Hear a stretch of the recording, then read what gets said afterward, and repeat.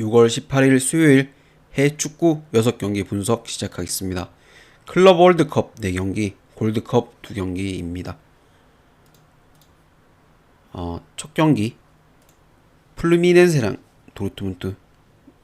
플루미넨세 같은 경우는 이제 브라질 팀입니다. 2023년 코파 대회에서 우승하면서 클럽 월드컵 진출 자격을 얻었고, 지금 브라질 팀들 보면 파우메리아스, 보타포구, 플라밍고, 플루미넨세 이렇게 4개 팀이 이번 클럽 월드컵에 진출했는데, 그 4개 팀 중에는 그래도 전력상으로 제일 약하다고 좀 평가받고 있고, 기존 브라질 팀들과 다르게 오히려 수비보다는 공격적으로 좀 경기 운영 자체를 하고 있습니다.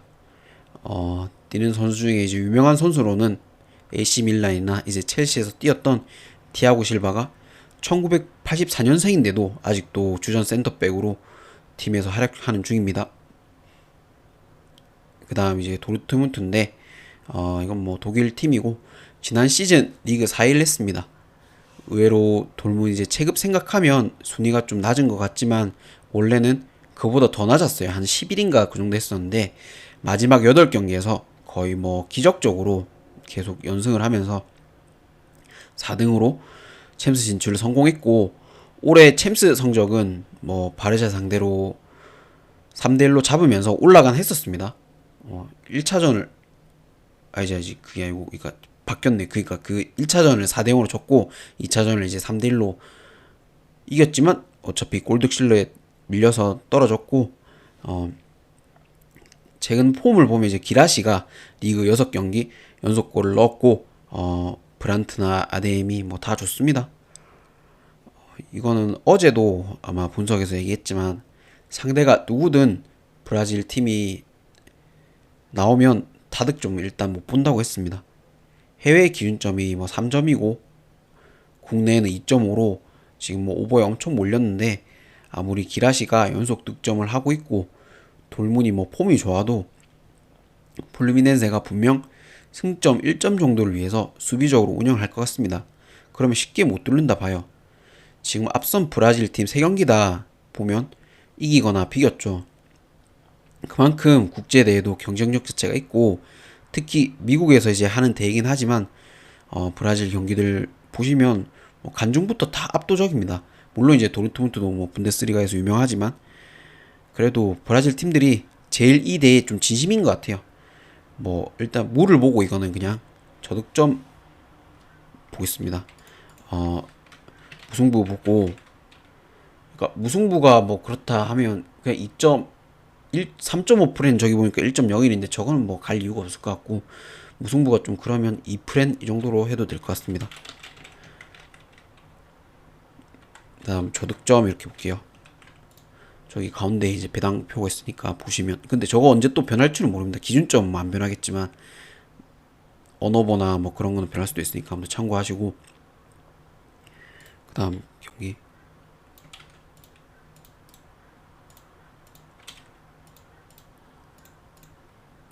리버 플레이트랑 우라와 레드인데, 리버 플레이트는 아르헨티나 팀입니다.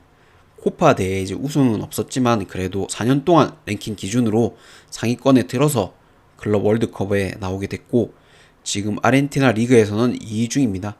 현재 17경기 연속 무패 중이고, 이번 8월에 팀 에이스 이제 마스탄투오노가 이제 레알로 이적 확정하게 됐습니다.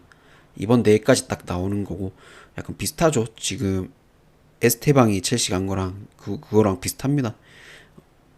그다음 이제 우라레드는 일본에서 이제 유일하게 진출한 팀이고 2022년 아시아 챔피언스 리그 우승 자격으로 아시아 4개 팀 중에 한 팀으로 참가하게 됐습니다.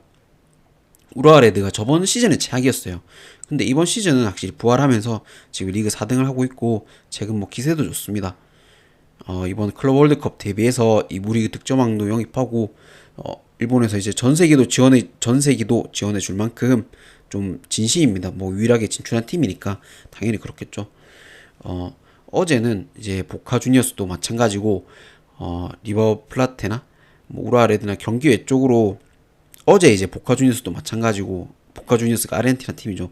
그 팀도 마찬가지고 리버 플레이트나 뭐 우라와 레드나 경기 외적으로 좀 강적인 팬들이 많습니다. 그 정도로 이제 열광적인 팬들이 많기에 경기 자체가 좀 재밌을 것 같아요. 이게 같은 조에 인테르가 있는데 인터밀란 이제 1강 빼고는 뭐 몬테레이, 리버플레이트, 우라와 다 서로 해볼 만하다고 생각할 것 같습니다. 아마 한 골만 나오면 금방 좀 치고박는 경기가 나올 거라 봅니다. 일단은 이 경기를 다득점을 먼저 보고 그래도 무패 중에 이제 리버플레이트가 리그나 최근 경기력이나 뭐 그래도 우라와보다는 한 수 위라고 생각하고 한 2대1 정도로 이기지 않을까라고 봅니다. 이번 승에 리버플레이트죠. 리버플이 아니고 리버플레이트 승에 1무 보고 다득점 이렇게 보겠습니다.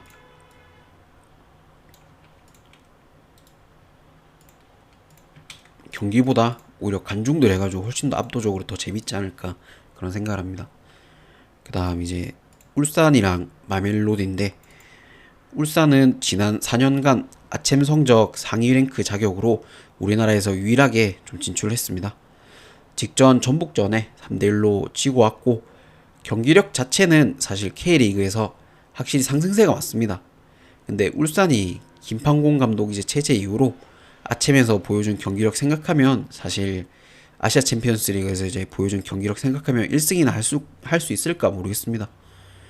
지금 뭐 파트타임으로 뛰고 있는 오클랜드 시티 그 팀 다음으로 뒤에서 2등으로 이제 평가를 받고 있고 32개 팀 중에 아무튼 마멜로디는 남아공 팀이고 올 시즌 남아공 리그에서 24승 1무 3패로 1위를 했고 8연속 우승팀이에요. 아프리카 챔피언스 리그가 또 따로 있는데 거기서도 준우승을 했고 2016년에 이제 전북이랑 붙었는데 그때는 4대1로 경기를 쳤습니다. 마멜로디가 거의 뭐 소위 말해서 발렸죠. 근데 지금은 아예 뭐 팀 자체가 달라졌고 훨씬 더 강해졌습니다. 이 경기가 마멜로디가 정배인데 마음 같아서는 사실 울산 그냥 승을 걸고 뭐 응원을 하면서 경기를 보고 싶습니다. 근데 리그에서 울산이 최근에 폼일 때도 아시아 챔피언스만 나가면 좀 경기력 자체가 이상하게 막 바뀌었어요. 그럼 울산을 봤을 때는 이거 그러니까 K리그 말고는 밖에서는 경쟁력이 없구나 그런 생각을 했거든요. 그 클럽 월드컵이라 해도 울산을 볼 수가 없을 것 같습니다. 지금 뭐 같은 조에 도르트문트나 뭐 플루미넨시가 진출 유력한데 울산이 유일하게 뭐 멜로디 상대가 해볼만 하긴 하지만 죄송합니다. 현실적으로 좀 힘들다 생각합니다. 무난하게 지지 않을까 생각하고 마멜로디 승가 마멜 승가 마멜 1마인승까지 보고 있습니다. 1마인승 보고 다득점까지 보고 있습니다.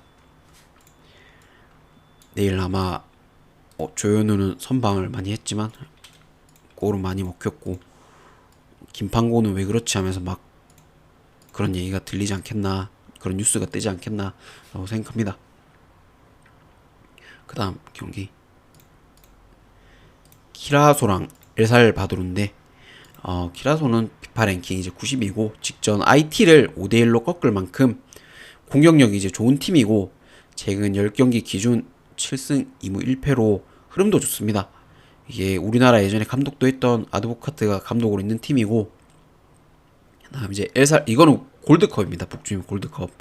그러니까 엘살바도르는 피파 랭킹 81이고 올해 2월달에 새로운 감독 영입한 뒤로 공식전 3경기째 무패입니다. 팀 조직력이나 뭐 경기력이 좋아졌고 수비적으로 많이 안정화됐습니다. 최근 맞대결은 저기 보시면 23년도 11월에 11월 17일, 20일 두 번 그렇게 붙었었는데 그때 둘 경기 다 1대1로 비겼습니다. 그리고 이게 엘살바도르가 그래도 감독이 바뀌었고 오히려 주전 선수들이 소집이 안 됐었어요. 골드컵 전에. 근데 그 경기에서도 평가전에도 지지는 않는 모습 보여줬기에 이거는 프렌 쪽으로 일단 접근한 게 맞는 것 같고 오늘 역시 똑같이 무승부와 저득점 쪽을 보는 게 맞지 않나라고 생각합니다. 이거 무승부 보고 엘살 프렌이죠. 엘살 프렌 보고 이거는 저득점 쪽으로 보겠습니다.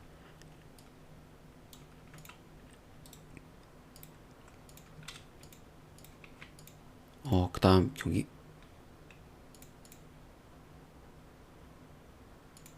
몬테레이랑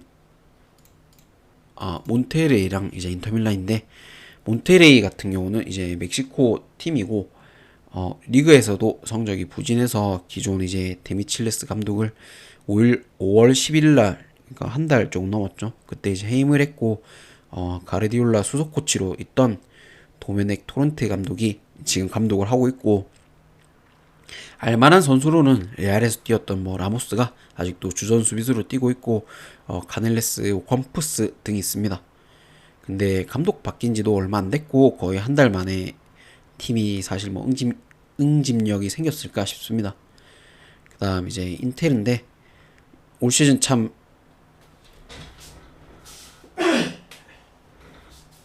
죄송합니다. 올 시즌 참 운이 안 좋은데 코파에서는 AC 밀란한테 지면서 4강 탈락을 했고, 리그에서는 나폴리한테 밀리면서 준우승, 챔스에서도 파리한테 결승 최다 득점차 5대 0으로 충격 패배를 하면서 준우승을 했는데, 지금은 뭐 감독했었던 이제 인자기가 아릴랄로 이제 떠났고, 체력적으로나 뭐 정신적으로 좀 많이 지쳤지 않았을까 생각이 듭니다.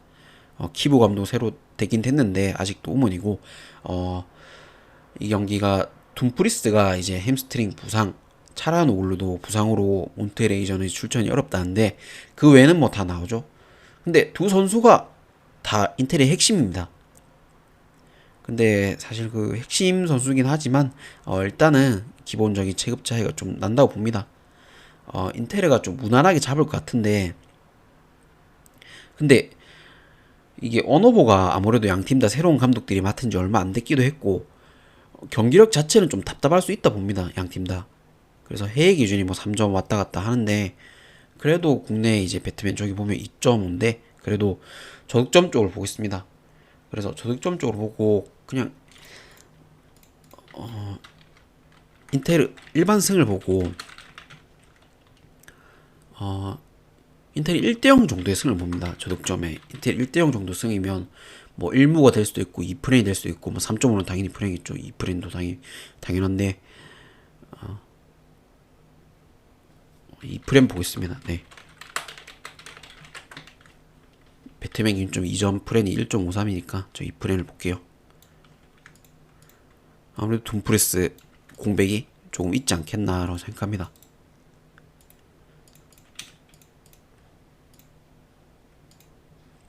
그 다음 이제 캐나다랑 온두라스인데, 캐나다는 피파 랭킹 30이고 최근 10경기 기준으로 1패밖에 없을 정도로 폼이 좋은 팀입니다.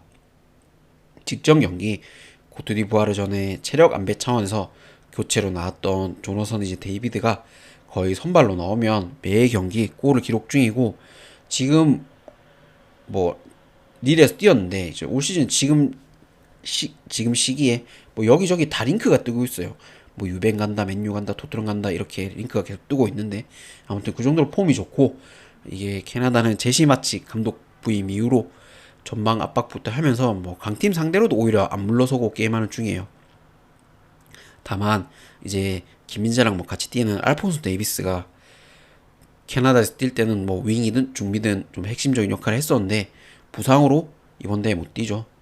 그게 좀 아쉽고, 그다음에 이제 온두라스인데 피파 랭킹 75위고 기본적으로 수비를 좀 중요하게 생각하는 팀입니다.